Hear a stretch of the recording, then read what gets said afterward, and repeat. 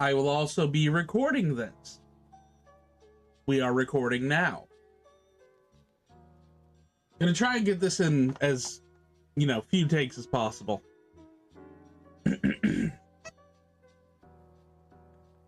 This is documentation containing information about Malumbra. It is said in our history, before existence, before non-existence, before gods and mortals, it was said in the times of the ancients, for everything was just dreams. The dream time when everything we know was but the fetter of a mentality greater than we.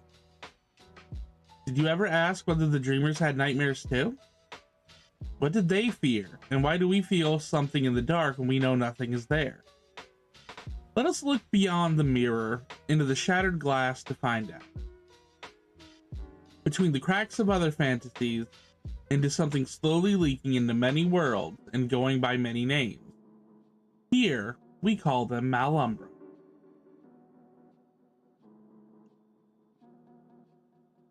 The first, Mala. In a place beyond the reach of most, there is a place where light dies. Worlds are consumed and all of reality is broken down into nothing. In this place, the skies as black as the stars fade one by one. Worlds crashed into an infinite scape of former homes and lands of people, animals, ideas, plants, and everything that made up life. As you see the horizon, a faint blood-red glow holds over everything you see, like the world is stained in the suffering and loss of others. If the cycle of life and death keep the omniverse going, this is the place all things come to an end. Once, the term Nightmare Realm was used to name this place, not because it was the place of nightmares. If all of existence and non-existence is the dreams of Eld, this is what they feared. This is known as the realm of Mala. Malus is simple, the name of the corporeal form stretched across the land. A dead eldritch beast, a god of darkness long slain and rotting over this realm. Tendrils make walls of flesh and rot over mountains and valleys. Pits of blood, bile, and festering rot make lakes where something long dead now decays.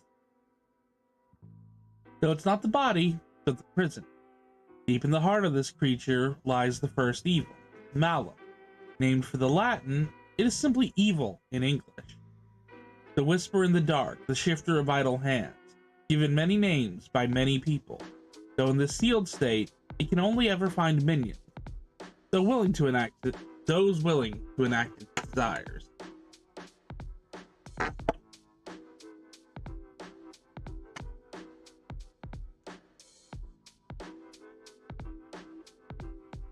Need water.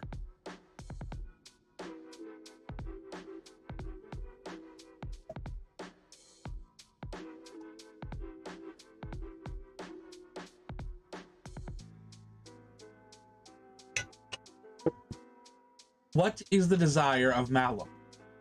It's the end of everything. If Malum were to escape the prison, no mercy, no holding back, no sparing anything.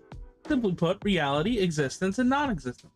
These are just incessant screams like nails on a chalkboard that it wants to erase completely. It hates everything, even its own state. Thus the name, a play on it being filled with Mala. As long as something from the dreams of Eld still functions, a rock, a breath, and an ideal, it cannot die, even though it craves it. Thus, like reflections in the mirror, one cannot exist without the other.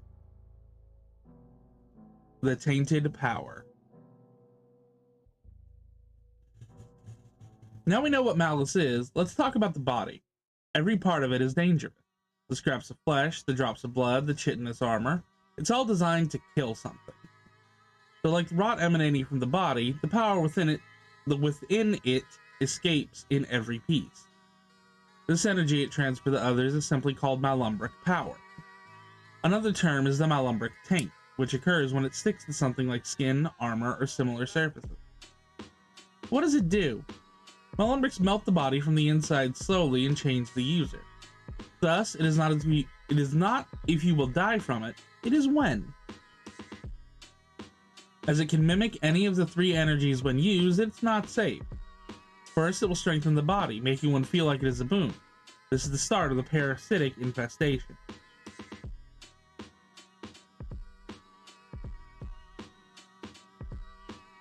Secondly, it'll start to manipulate the mind to bring out more negative and destructive traits. Thus, aggression, depression, addiction, and many other forms can be provoked. At this stage, it begins pushing the user to not only cause additional suffering to those around it, but also self-termination to the body of the wielder to make a new Malumbric creature. Stage 3 involves physical changes, as it begins to transform the user into a Malumbra. The mind becomes more savage, the need to use the power grows. By this point, if the person realizes the change, it's too late to turn back. You are past the point of no return. You will feel the pain as your body slowly warps into a new creature, as the manifestation in the flesh of your parasite are now eating away at your cells like cancer.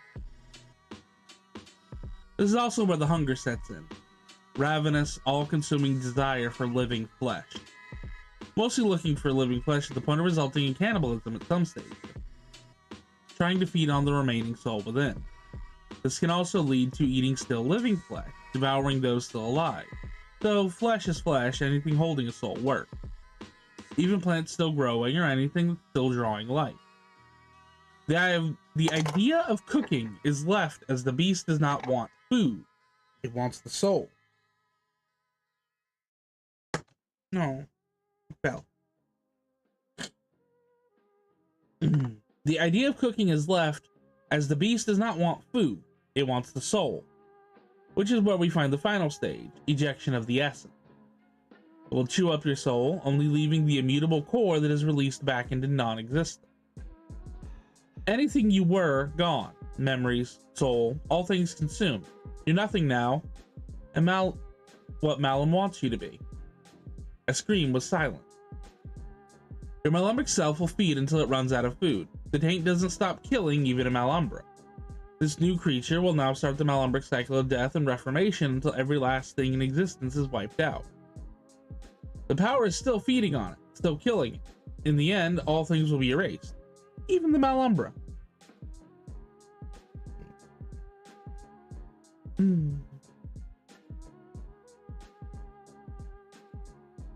The Malumbric cycle.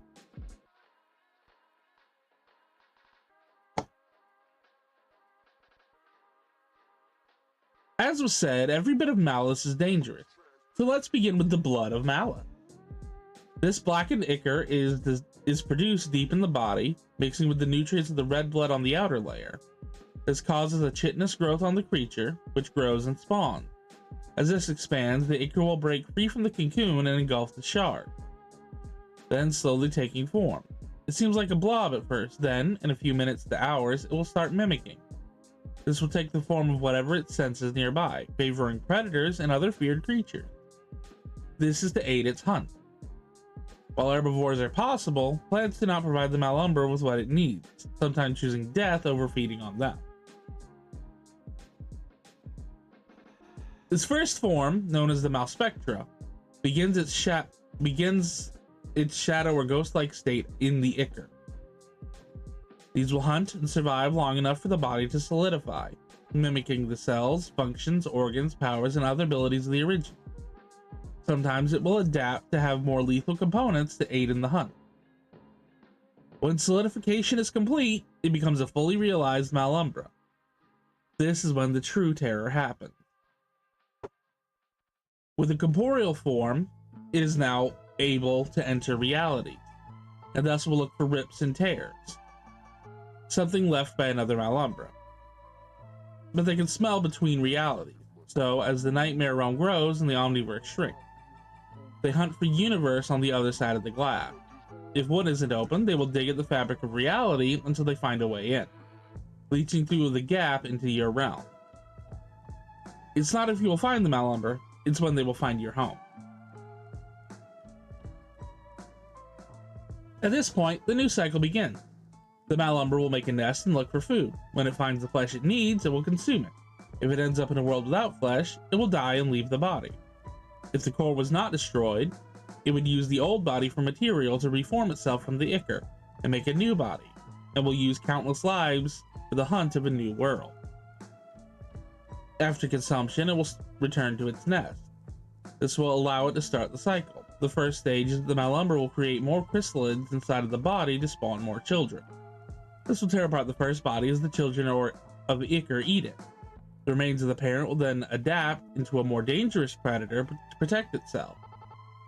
A variant of the original, thus a bigger wolf, stronger dragon, whatever the base was. The children will then take the form of the parent. Thus, unlike in the Nightmare Realm, will only take seconds to minutes. The Malspectra feed on the natural energies of this world, being the food of it. Most likely, they're feeding on the planetary life forms to spawn so quickly. They will grow their nests until, like with the body breeding, they reach critical mass. At this point, the nest will spill out, revealing the massive Malumbra from within, making the two best-known classifications, Wild and Hive Malumbra. Half will stay with the Hive, now with enough power at this point to consume the reality and bring a full nest from the Nightmare Realm into reality. Using the crystalline structure of the eggs to create a dimensional anchor for the nest, now only able to free it from the Nightmare Realm by smashing the core. Wild Malumbra will hunt the land, claiming territory to wipe out all surface prey until the land is completely ruled by the Malumbric beasts, using that food to breed and grow stronger, until all food is consumed and they turn and start consuming each other. This will happen until every last breath of the universe is stifled. Then the husk will be pulled into the Nightmare Realm by Malice and finally consumed itself.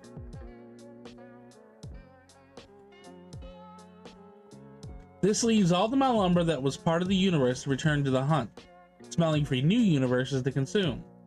When a Malumbra doesn't die, the body remains and could be harvested, but not the spirit. It goes home to be reborn in the crystallized of Malice. But it remembers you. What you feared, what you hated, your nightmares, your suffering, and it uses it. That becomes its new form. They hate, and in this state, they hate you. This will repeat day after day, week after week, until you give out.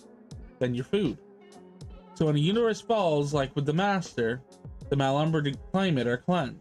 The memories return to the grand hive of the realm, being collected memories of countless worlds. They then use this knowledge and evolution to move forward and hunt again, using this knowledge to take the next world.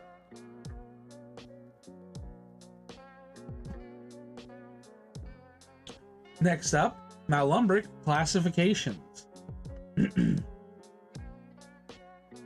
You might be thinking that Malumbra seem like the random encounters from a video game, changing the foes but always returning.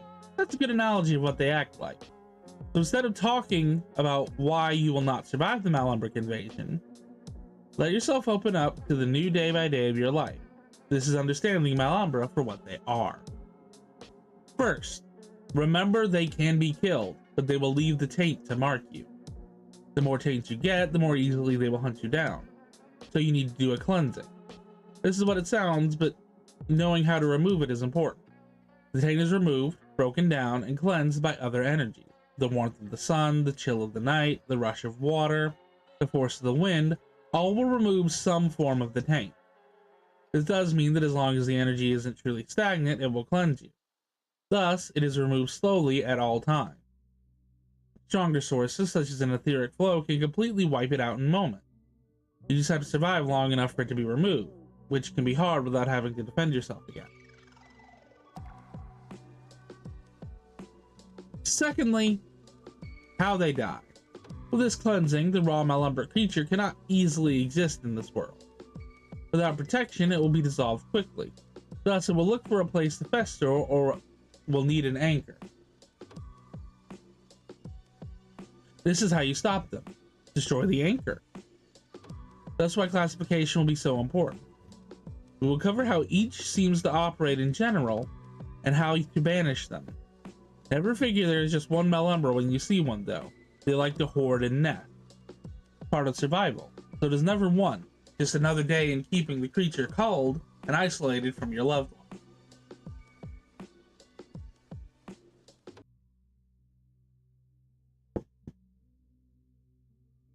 Malspectra. Welcome to the larva of the Malumbra. These Ichor creatures aren't normally seen commonly, but are the easiest to get rid of. The body density is loose to start, but it solidifies fast, so it might be like striking either gases at first. This is why firearms or ranged weapons are not recommended at this stage. You'll be trying to shatter the chitinous crystal of the Malumbra creature. This is the only anchor it has. Might have multiple shards, but they will lose the form if they're smaller than 1 inch or 3 centimeters. Self-destruction from an Ouroboros effect.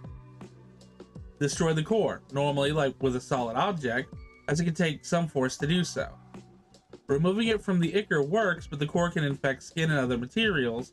The long-term containment will not work. It'll start producing Ichor again if not destroyed. After this, you will need to disperse the Ichor. If still gas-like, something as small as a flashlight can do it, displacing the form with photon particles. If it's liquid, then use fire, water, or some other force to disperse it. In short, you're trying to trigger the Ouroboros effect of the Malumbric paint consuming faster than it is spawning, allowing natural cleansing to finish off the rest. Once this is done, destroying the rest of the hive, and you will have peace of mind for a bit until they return. This can be an easy or hard job, depending on your knowledge and how prepared you are. Always keep your gear with you. It's the easiest cleanup. Malumbra. The next step might be the easier one to understand. Malumbra, at this point, are solid and mimicking the creature they have taken the form of. These can die now. What you have to do is end the body function. Spinal cord snapping, organ failure, power source disruption, anything to stop the function of the creature is key here. Also, Malumbra can be spotted among normal creatures if you let your eyes rest and look at them. You can see the taint working. It'll look darker because it absorbs the photonic light at this point, leaving what looks like a dark mist coming off the body. Might be hard to spot as you don't look. Also, in the dark, they've been seen giving off a reddish hue. This will be as the taint emitting energy. Keep these in mind as you try to survive. Some can be pregnant, so always make sure to hunt bodies of the crystalline cores to destroy them. Another note, while you might treat them like a zombie, do not burn the bodies. The cores are exposed to that energy that will consume it and hypergrow. This will have Malspectra all over, becoming Malumbra. This can work with any feedable energy, so don't leave the bodies to rot either. The children would just eat their parents. These extra steps will give you time to sleep at night to keep you alive. Speaking of keeping you alive, desperate times call for desperate measures. Consuming or using Malumbric bodies is possible. Being the creature's already dead, the meat might taste rotten. But the hides can be used for leather, the bones for tools, the processes for machines, and the body's metal or stone for resource. Just make sure to give them time to dry and they'll be safe. They fully mimic the predator down to material components. Use this to your advantage, but keep in mind, they adapt and thrive. Do not think of using them for ranching or farming. Over time, as you learn your faults through many deaths, they will evolve to the point where they will kill you. Speaking of this, after they eat you, they get more dangerous. First, they use your meat to breed. This kills them for a short time, but not worth the price. Second, after breeding, they will enter a higher phase, eat more, and this will continue until the new form reaches critical mass. It will breed the current creature and reach the third state of ascension. At this stage, it will feed and breed, escaping the needs of death by giving birth to Malspectra. It will continue to ascend and grow stronger until it reaches the final stage, which will be covered later. For now, let's cover the evolutionary paths of current Malumbra.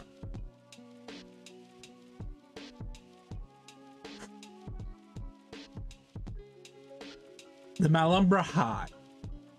At this point, they're nesting, which is dangerous because it will become a breeding ground. In the early stages, they will look like caverns or caves, some form of shelter in the natural world the Malumbra will take. The children will guard the den while the parent evolves their form and grows the crystalline. This is how they form, in pairs, the master and the heart. It's the protector and the core. If you find one, you have a matter of time before it's all over. The first step is to move away from it. The second is to break the core. Keep in mind that when the time limit is up, the halt will create a rupture. This rupture will pull part of the nightmare realm into your reality. The part of your reality pulled out will return to the nightmare realm. This allows for them to feed on the people and animals they consume, allowing the dungeons to start on the nightmare rift to now grow in the heart of the dungeon, to open the door between realms. So keep your mind about it. The final stage is a nightmare hive. After the heart is stabilized, it will make a rift that will open the way to the nightmare realm. This allows hundreds to thousands of Malumbra to come and go freely, making the ease of critical mass of life extinction much easier to reach. This means it is imperative to smash the heart.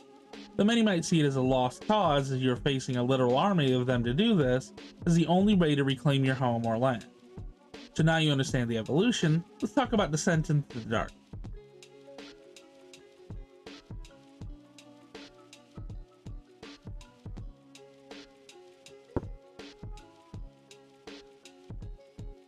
The first steps, the outer dungeon. This is not even stepping foot inside, but the lands around. Here, the Malumbra spawn will patrol, sometimes setting up camps or outposts to keep an eye on attackers. These are not as complex as they sound. It would be like an additional den or defensible position, but they might have the advantage. Malumbra are not dumb, they're sapient. Some might even take over former villages or dwellings for this purpose. They will not want you to get close to the nest, so be careful on approach, as they will use this to their advantage. If the realm is shifted, this will be part of the nightmare realm, so consider it better known to them than you. This is one of their defenses. As you scout, be careful for an RBM, a roaming boss monster. This will lead packs to defend the hive. They're much stronger than surrounded Malumbra and will ruin your day. Stronger ones will have bigger packs, or even tribes, so take it caution when silencing them. Next, we have the den, which will be divided into 3 types: common, mid-boss, and floor boss. First common Malumbra you will have dealt with to this point. Defenders will be on each section of the hive leading to the core. These heavy defenders are known as mid-bosses. They will be midway through your journey and can cause trouble. Deeper in, you have the section or floor boss. In large hives, they are powerful defenders. Defeating them takes longer for them to regenerate, up to weeks or a couple of months. This will cause disorder in the sector. At this point, it can be easier to remove the threats to get deeper. Be very careful though, being the age of the dungeon. First, RBMs might enter the hive to protect it. These can shift plans quickly. In the Elder Hives, there's also a possibility of a Malrex using it as a home.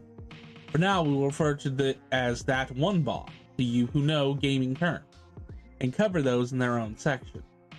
But if you find one, escape, for if it finds you, you're already dead.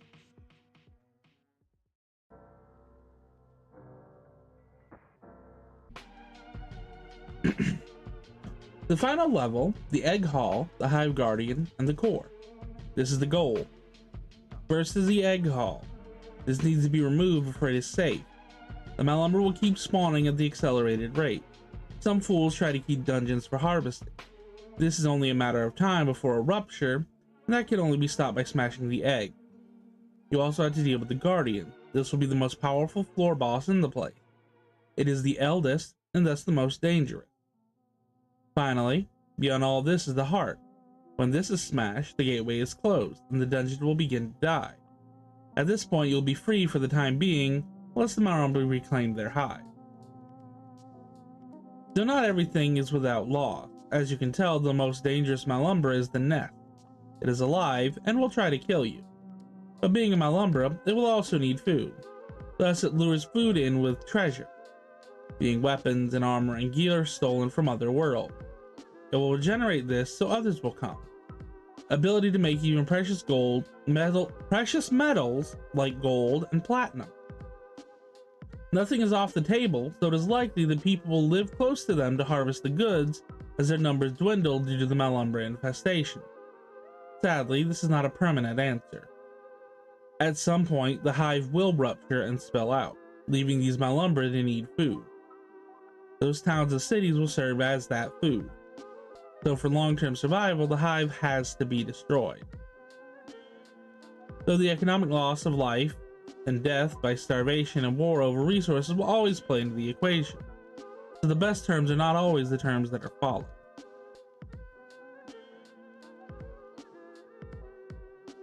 Wild Malumbra. So what happens is your hive ruptures.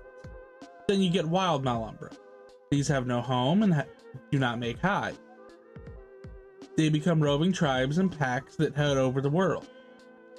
They are nomadic in base and move to hunt. They will look to cleanse all surface life at this point. If they grow stronger, they could also found a hive, but have a different path. Let's cover this, Wayward. Are you aware of the shift in their mentality? First, they become loners at points. You might only find one or two. They'll spread out looking for food, more pack. Wild Malumbra will attack each other as well. Thus, different breeds will fight over food and cannibalize other Malumbra to grow their own number. This works to your advantage in one way. There's less Malumbra for a short time. But worse, the most adapted to survive will soon take their area. As they feed, they will grow, becoming the first stage of evolution. Pack leaders are bigger Malumbra in charge of their kin. Unlike roaming bosses, they mostly will stay to their trails like animals. More intelligent mimickers might find camps or tribal residences to vend. This can lead to hives. Others will roam and feed. While these motions in place, they will continue to evolve to the next stage. These stages are named for the territory controlled, thus the naming is different but clearer. Area bosses. They control a set biome or terrain, normally using it as the border of their lands. Thus named like Lord of the Mountains, Lord of the Swamp, Lord of the Forest are used. Then the creature they are. Thus Lord of the Forest, Fenrir. Lord of the Swamp, Sebek. Lord of the Mountain, Draco. Using legendary figures as the symbol, sometimes just calling them what they are, but people like the flair when killing one.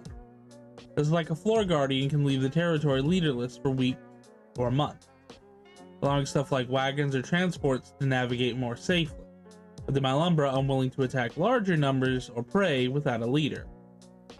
Area bosses will then fight for the other territories and they become a territory boss.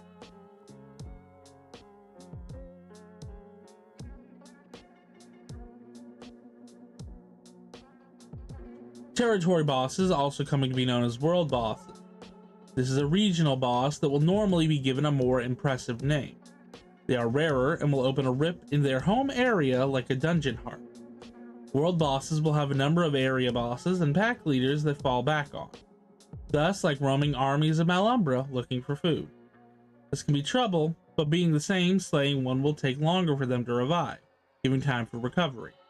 This is costly, as they are powerful and it can take many lives to slay one. As you see, as territories expand, so does the strength of wild Malumbra.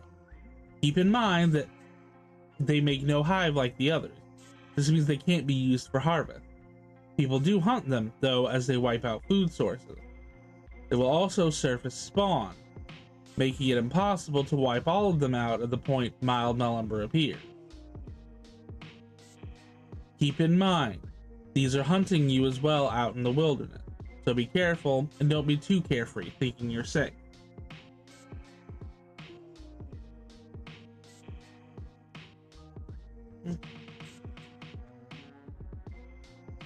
The Malrex. It looks like you've made it and you're about to have a bad time. Malrex have fed on the planet's life force for ages. They're more powerful than any other class of Malumbra to this point. Thus their name is Malrex, the evil king. Those that know, the term optional boss or that one boss comes from Wayward Mouth. So let's start in. First, their powers. They will move at supersonic speeds and have the strength to topple mountains. They're smart and will use this to get to an advantage over you. Many have armor that can stop high ordnance explosives in their track. This is hell on claws when you find one. And this is stage 1. Thus, Piggy will try to escape and fail. This is why on record, Malrex were skim at best.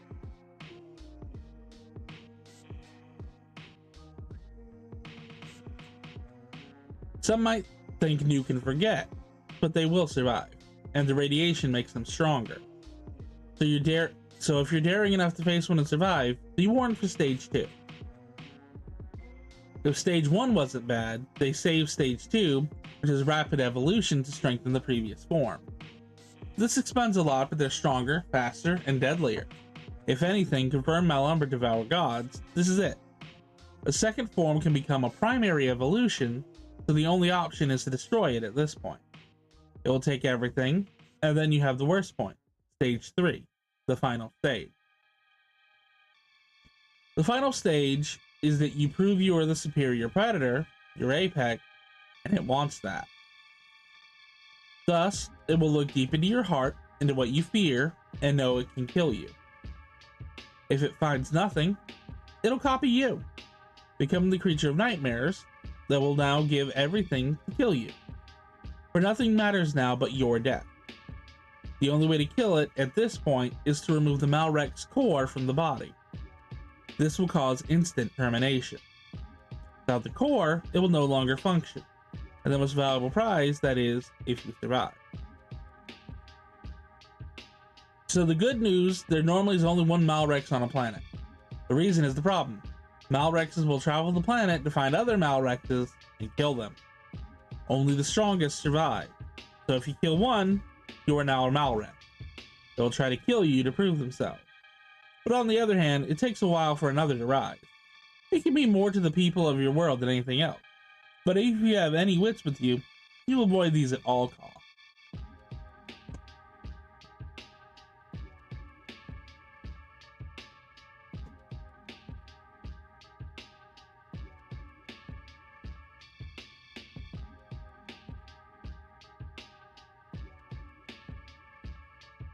Maldema. While some get stronger, others get smarter. Maldema are otherwise known as the demons of Malice. Foregoing direct strength to learn, the biggest feat is the ability to speak the language of those around them. This allows them to blend in and become close to their prey, coming to understand them deeper and hunting them more efficiently. First, realize they do not comprehend what they're saying. They only care about what it gets them. Finding false attachments, talking about alliances, begging to be spared. This is all manipulation to play on the emotions of the prey. Because why hunt one person when you can feast on many? They will also try to mimic action, thus crying, whimpering, laughing, anything to blend in. It is all to get them away from protection and into Malumbric nest. They're the same as all the others, just being a parrot over a wolf.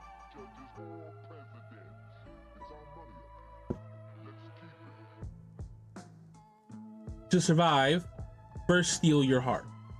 They will make this emotionally brutal, saying things like they're your friend or they love you. They know what this does to humans. Second, make sure they are the mimic. They all have the same taint. It is easy to tell. Finally, they can mimic your skills, speaking Arcana, using Sarconic, flowing Chi. They can do all of this using the Malumbric taint. You will be fighting another person, so keep your head and don't let up. Now, to remove a lie. Maldema might also be a former person. The Chosen use weapons, thinking of divine origin, that have a piece of malice in the chosen weapon. This will grow, infecting them with the Malumbric energy, and it will also shift to their vassals, making groups of Maldema over time. Also, those that consume the cores for Malumbric power, known as the Reaver. Both have their reasons, normally brainwashed or manipulated. This is commonly done by worshippers of Malice or other Maldema. Though like converted, the person you know is gone by this point, so don't hesitate. The parasite stole their body for this exact purpose. Malimperia. What is worse than one Maldema? How about a tribe? How about a city? Enough of them to be a problem. The Malimperia are a problem. They come so far not only to unite, but also to study and steal technology from prey species for their own ends. History calls them Dark Lords or World Enders. Whole crusades have been launched to end these threats. Able to unite common Malumbra with Maldema, they are threats above all else. These will build castles or cities, making lands not only to control, but also to cultivate food. This means keeping populations in suffering, using them for food, or turning them into Maldema, though through lies and manipulation. They will fuel malice's will over the people, making the pain grow. If anything, at this point, all these lives are a bargaining chip, thus moving up the ladder until they can destroy everything.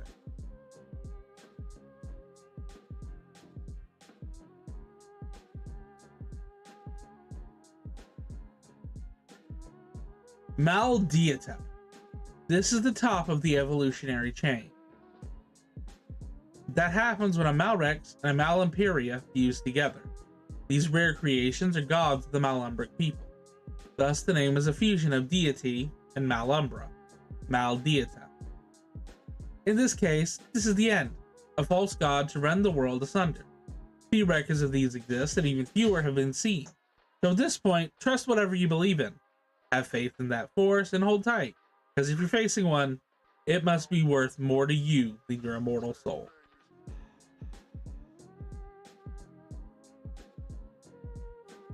The Malumbra Arisen. Well, we have now covered the common Malumbra, we now rest on legends and myths, said to have survived the primordial Big Bang that created the universe. These Malumbra are special. Only the name is enough to strike fear. I need to do that.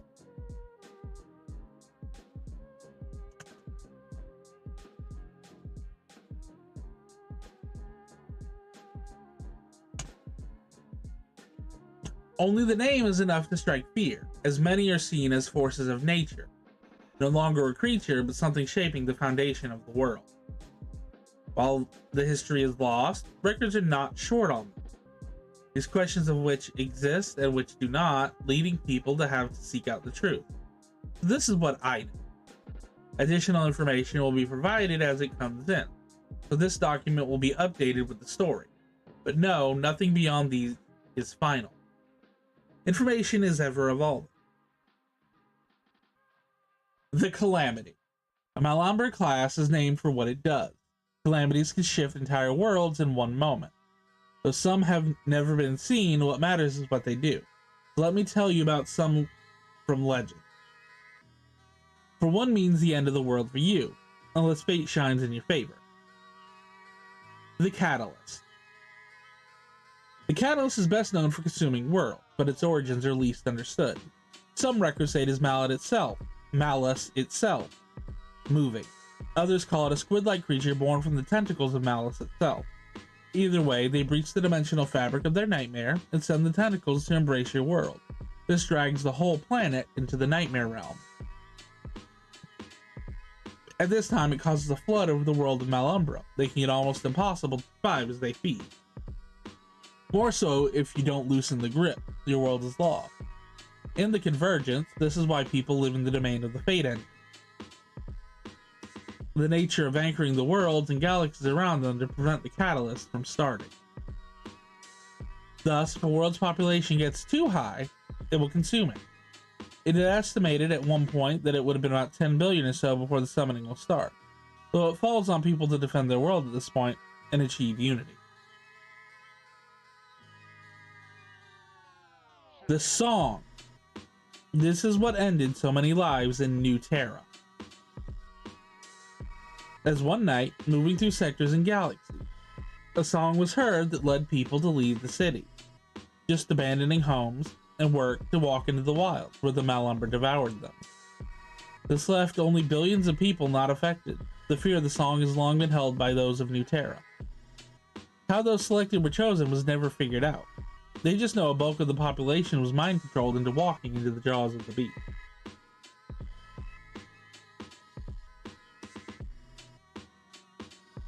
The Leviathan. Spacefarers speak of one that exists outside the frontier. For the depths of space housed in the darkness, Malumbra bigger than solar systems. Great serpents that look like skeletal dragons with flesh and scale tight to their bones, as crystal grow out of their bodies, looking like spears piercing them. So massive they can devour planets, moons, and stars with little effort, leaving the destructions of novas and discarded nebula in their wake. If killing off worlds is the start, killing off stars is the next phase. So, only so long is believed until the serpent feeds. The Mala. It is said that when the primordials faded from the world, the infinite left a gift to those left. This species was called the Guardians. Those made for when time would come to defend that which they cared for. That would be the thing to lead the rest of the world to strike back. The Mala look like men and women of different species. They don't talk like Maldema, but they are intelligent. They can use tools like Malimperia and fight like a Maldiata. They will make cities vanish overnight like a song. It is something only hidden deep in the records of the Sintran system. Few have ever been seen, but still thousands have been seen. Many believe this is the sin to counter Sintran. So some believe in the legend of the Guardian species, and this is the last thrashing of a second dead of the dead god.